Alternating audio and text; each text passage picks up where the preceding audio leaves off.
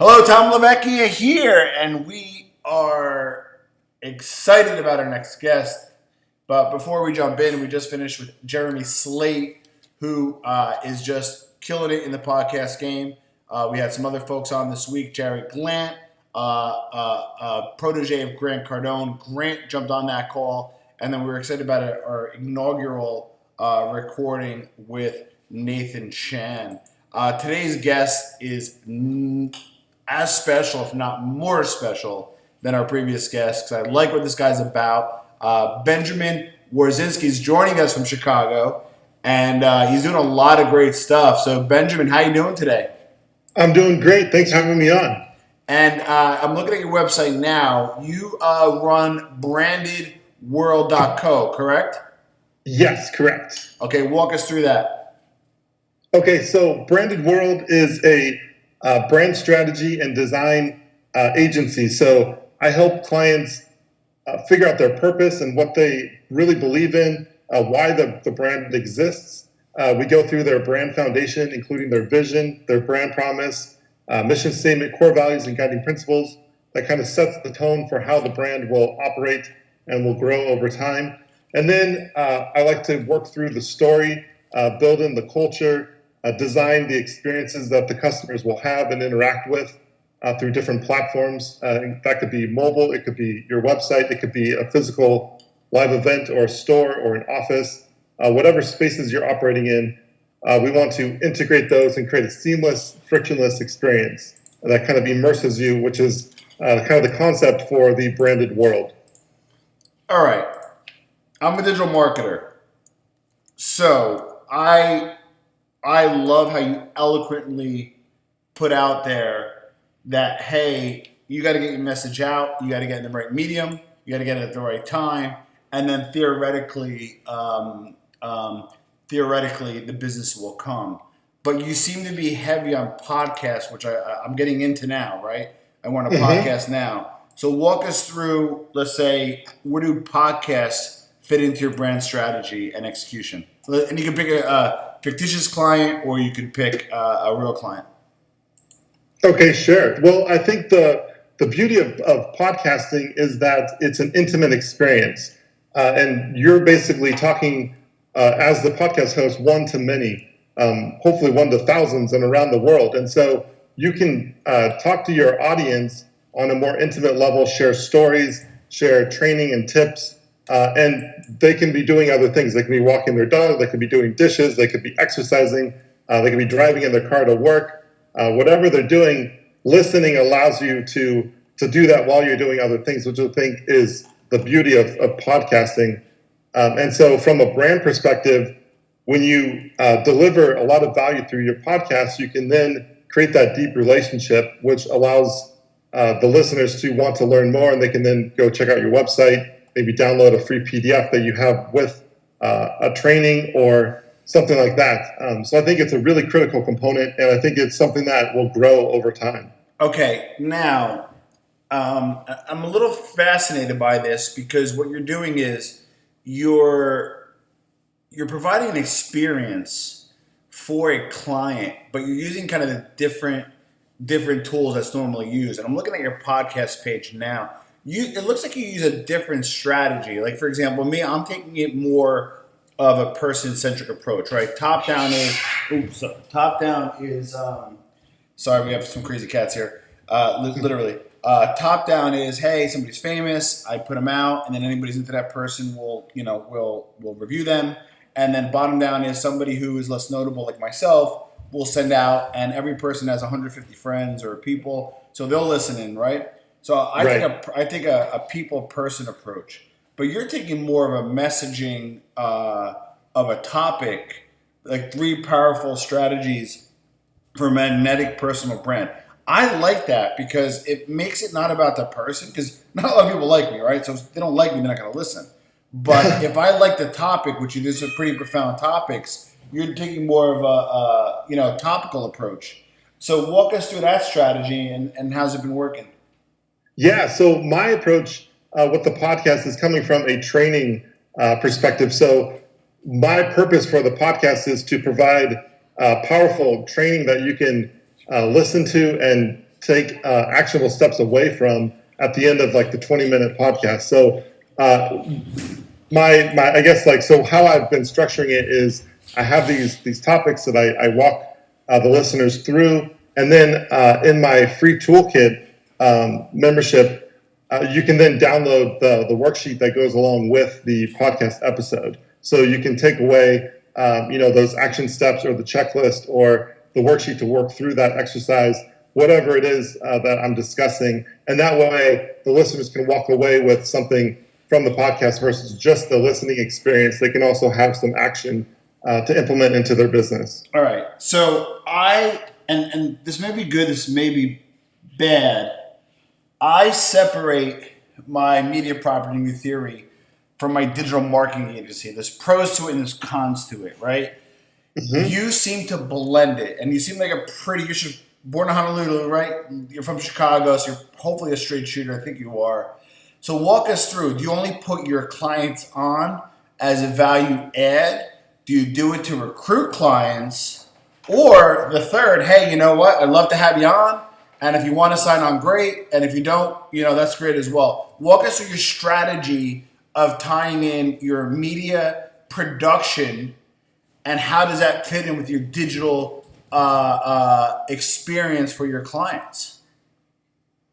Yeah, so my plan is to have guests on the podcast as well. So it would be around the topic, and I would want to bring in an expert to talk on that topic, such as like social media marketing or email marketing, whatever the topic is. Bring in an expert on that topic, and then we would have a conversation and discussion around that and give some action steps around that. I'm using the podcast as a way to share value and to hopefully attract the right type of clients and audience that I'm looking to build with my Branded World community. And yeah, it's been going well. I'm enjoying it so far. Nice. And then you also involved in some cause marketing. What are some of the causes you're working with? Yeah, so I was a board member for Goldie's Place here in Chicago, and it's a local nonprofit that helps people who find themselves homeless and want to get the job training and job placement services that are often hard to come by when you find yourself without a home. And so that's a very important cause that I was actively working with over the last year. When I recently moved to Chicago, I kind of got involved with that right away. And then another cause that I care deeply about is orangutan outreach. And it's all about protecting the orangutans and their rainforest homes in Borneo and other places we're losing them to people cutting down the rainforest in order to create palm oil and other things that go into basically all the products that a lot of people use. But that's just destroying our rainforest, which then hurts the environment as well. We did an article on New Theory how palm article may actually make I think it was orangutans actually extinct in that part of the world, and it was pretty scary. And there's alternatives to palm oil or ethically sourced palm oil. You don't think of this crap. Guys, you don't think of this crap. Who thinks of it, right? But like when you really do think about it, you look into it. It's pretty scary. So okay, so I'm with you on. I get what you're doing, right? I get what you're doing. You are broadcasting media for clients that you want to get a message out there for, and you're using powerful statements. Why brands no longer sell things; they sell experience. And I didn't listen to that podcast, and I will. But you're probably talking more about experiential marketing. So you're on the forefront here, right? So let's keep it simple. I hire Benjamin or your firm, right? Now, do you do like the website, the SEO, the branding, or is that already done and then you kind of take that stuff and elevate it to another level? Walk us through your specific services, because I like you already and I like what you're doing and I like your angle. I want a listener, if they want to hire you, give us exactly what you do from a service menu perspective. Awesome. Yeah, so it really kind of depends where the client is in their business journey. So if they already have an established business, maybe like 3 to 5 years or longer, what I like to do is go in and do a audit, and I call this my Branded World score. And basically, I go through and I collect a bunch of data and I provide a brand performance score. which will tell me how the brand is performing both internally and externally, and will give me areas to that we can guide our conversation to focus on to improve that part of the brand, which will then ultimately improve the brand experience for the customer, and that's what we're ultimately after. So that's kind of one aspect that I offer to clients as far as consulting or coaching goes. Another aspect is if they're brand new, if they have an idea and they want to really start to build a brand around this idea, around this product, then I like to do what I call a groundwork workshop. And so groundwork is based off the book that I recently wrote and published back in late December of last year. And that's where I walk through the 5 foundational elements of an unshakable brand. So your vision, your brand promise, your mission statement, your core values, and your guiding principles. And so we'll work through discussing what those are, why they're critical to your brand, and then how to craft those statements to then start to build that story and build that foundation for that brand. Okay, so we on the digital marketing side we're primarily having the health and beauty space, specifically plastic surgeons. So let's just say we have a plastic surgery client. How would you recommend, let's just say their goal is, like many others, is to increase their caseload for surgeries, but they want to use a media marketing strategy to do it. Would you recommend that they go on numerous podcasts to build their platform that way? Or do you recommend maybe, although they're busy, start their own podcast and start their own little media brand despite not having a lot of time? How would you, at first blush, how would you strategize around maybe a plastic surgeon and rolling in a media marketing strategy? I know it's a broad question, but I'd like to get your feedback on that. Sure. The first thing I would kind of say is, that's kind of, I would look at the structure of the organization. Is it just the plastic surgeon? Are they the only ones able to do the surgeries, or do they have a brand with multiple surgeons that they can kind of scale up that way? And then the other thing I would look at is, if they are able to kind of scale and they can then step away while others are performing the work, then they could start to, put in different media pieces to start to get that going. But I would first look at the scalability of the operation and try to figure out how you could replace yourself as the surgeon in order to carve out time to focus on the media, if that makes sense. Got it. No, it does. And this is a multi-million dollar question, and we're probably not going to fully answer it now. But surgeons take one of two strategies. Either they are Dr. BenjaminWorzinski.com, and they sell the crap out of their brand, their likeness. They're the surgeon. Come to me because it is personal. You're cutting them open, right? And the great thing about that strategy is you tend to brand yourself and you brand the practice and you grow. And frankly, those tend to do a little better, right? However, I'm a business person, right? I'm an MBA, I'm a business person. And we work with a client who built a platform that focused on male plastic surgery, which is kind of like everybody went, right, he went left. And now he's growing and he's doing great, Dr. Douglas Steinbrecht. But my point being is when he decides to retire, he can sell that web entity because it produces leads, right? And it makes money and it's a business, right? Yes, exactly. Exactly. And that makes sense, right? So there's an exit strategy, but I can't sell, no offense, but I can't sell drbenjaminmuzinski.com because once you go, that's gone. So why do you think, but more people do the former than the latter, why do you think people in that field, or in general, in any field, tend to sacrifice the exit and the bigger brand in favor for their own name? Is it ego? What do you think? Yeah, no, that's a great question. And coming from the professional services industry and like consulting, I see that a lot. So I used to work for a large multinational corporation, and instead of kind of promoting that brand, that big company, everyone kind of promoted themselves and their little team.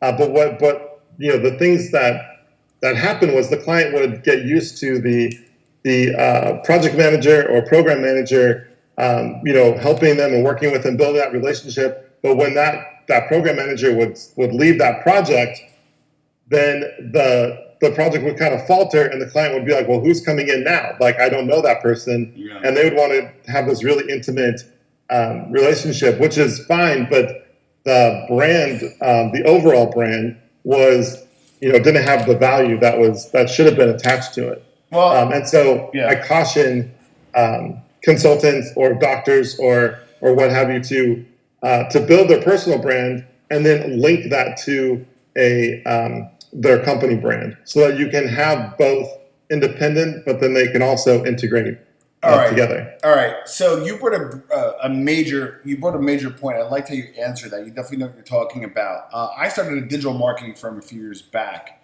and I wrote a sales book. I had to get you a copy, and everybody has a motivating factor. I tend to be a people-centric person. I tend to buy off of people, right? So when I set up my organization, I guess I set it up around my personality. So what happened was I would hire, people or hire, talent that either can get us accounts or would help us keep accounts. So for example, I might hire your brother, right?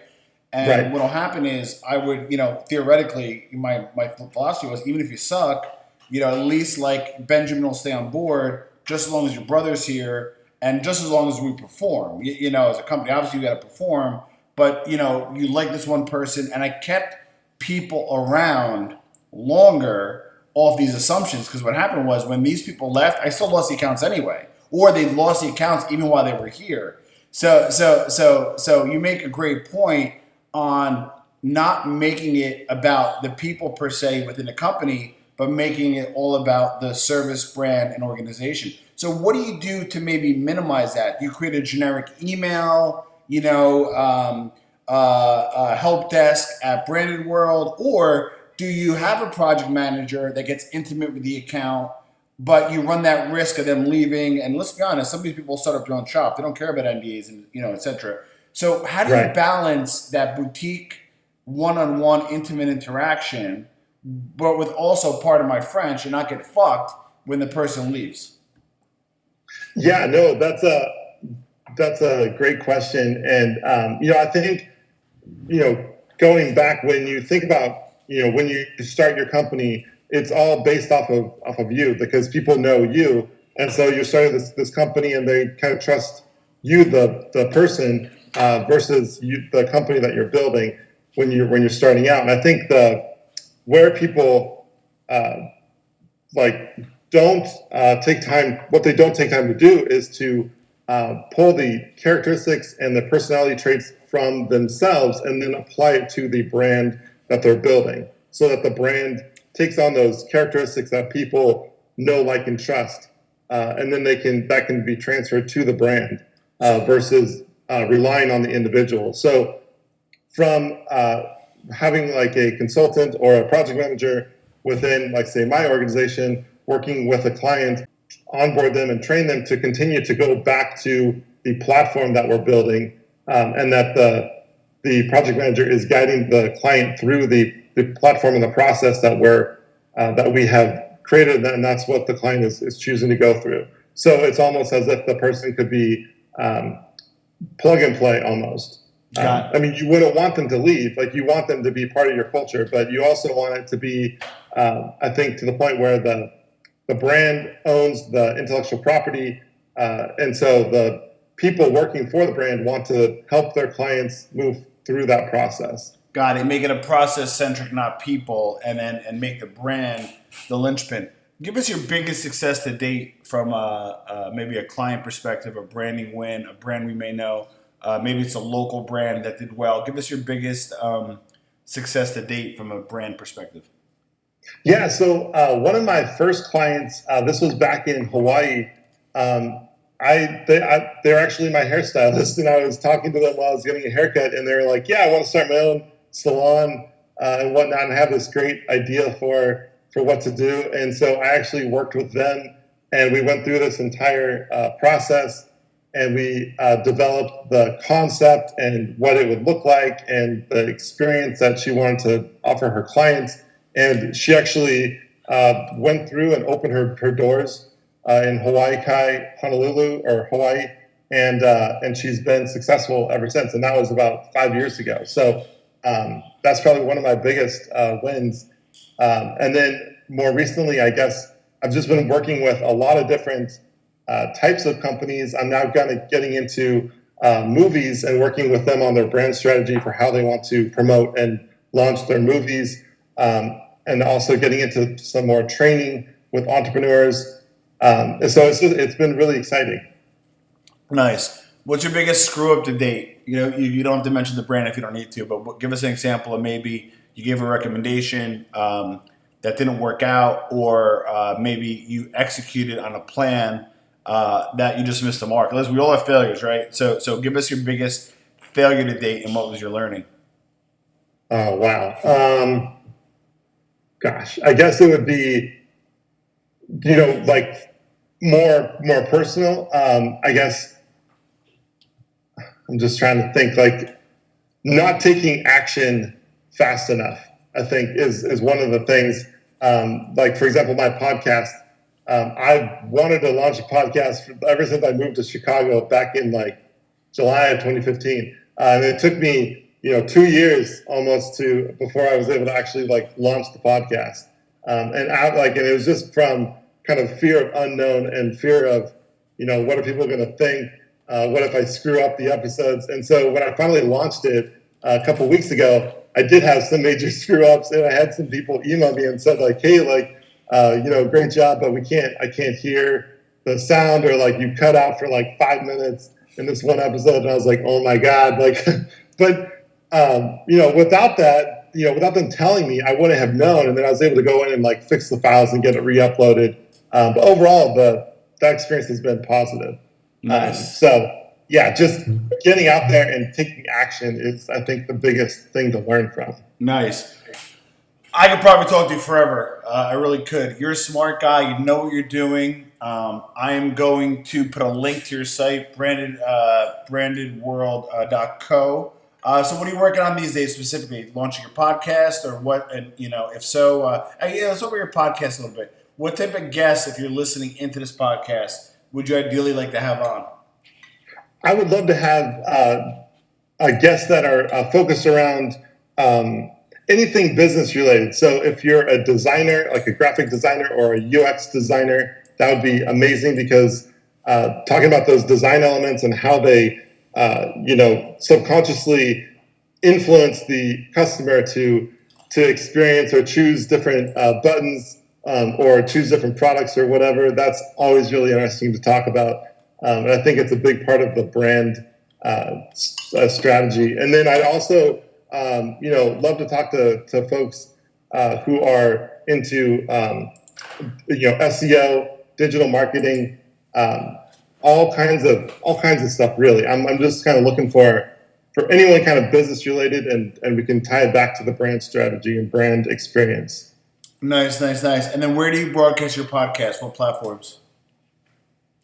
It's available on iTunes. It's on TuneIn. It's on Google Play.